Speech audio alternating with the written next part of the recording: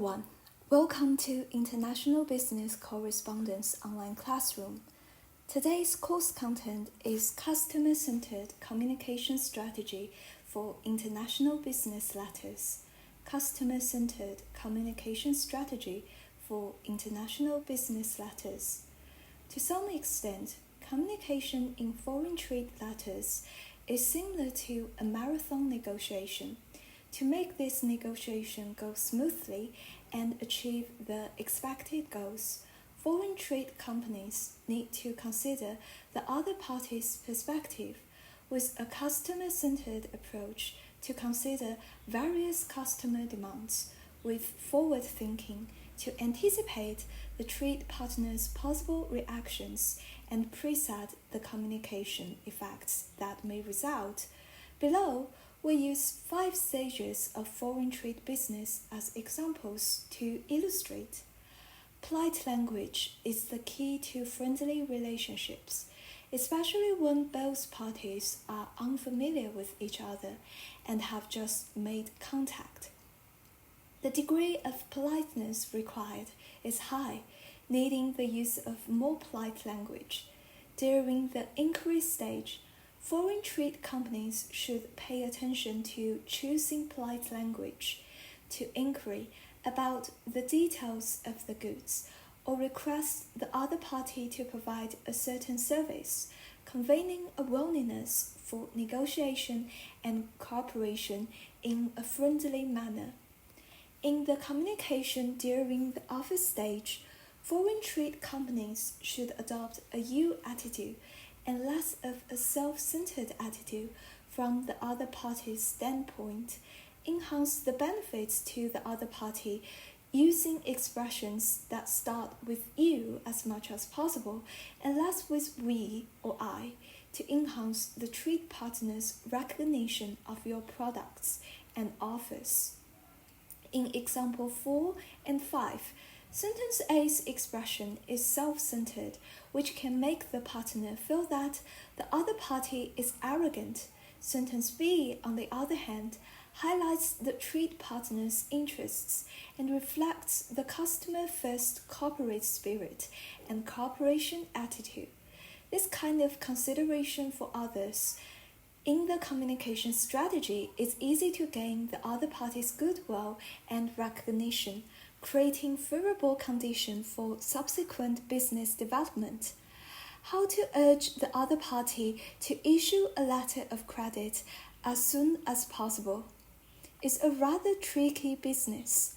When encountering this situation, to alleviate the tense atmosphere, foreign trade personnel can adopt reverse thinking to urge the other party to issue the letter of credit as soon as possible. Example 6 is about issuing a letter of credit and delaying shipment. In sentence A, foreign trade personnel attributes the reason for not being able to ship entirely to the other party.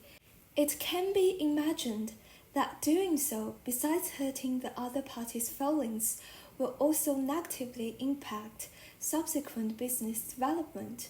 In sentence B, foreign trade personnel adopt reverse thinking, changing cannot dispatch the good to shall be pleased to dispatch the goods, thereby cleverly alleviating the tension and helping to urge the trade partner to issue the letter of credit as soon as possible. When foreign trade companies negotiate with the other party about discrepancies in goods, in addition to objectively stating the facts, they should also take care of the other party's face, avoid hurting feelings, and use positive language to avoid the negative effects of negative emotions. For example, example 7 is about refusing to accept the other party's shipment. In sentence A, the refusal method is quite straightforward and rigid, not fully considering the other party's possible reaction.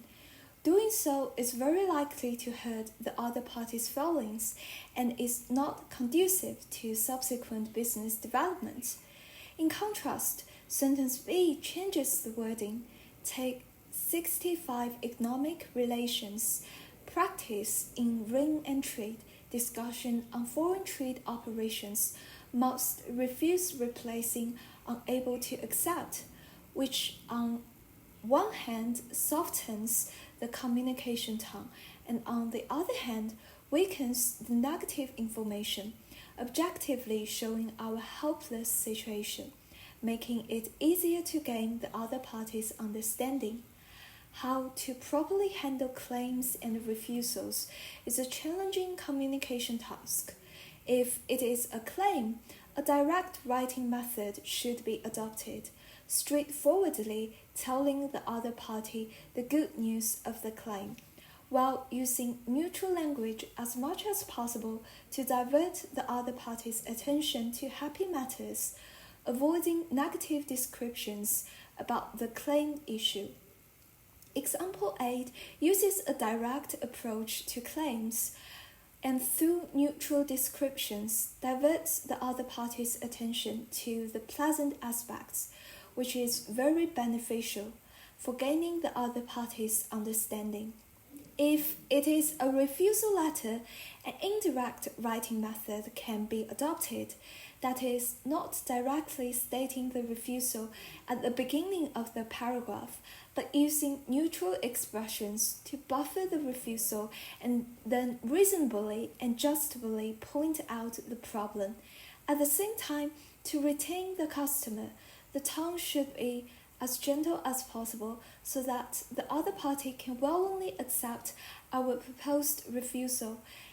Example 9 begins in a polite and friendly manner, then honestly explains the reason for the refusal to the other party, which enhances persuasiveness and is relatively easy to gain the other party's understanding and support. That's all for today's class. Goodbye. Now, please complete a few exercises.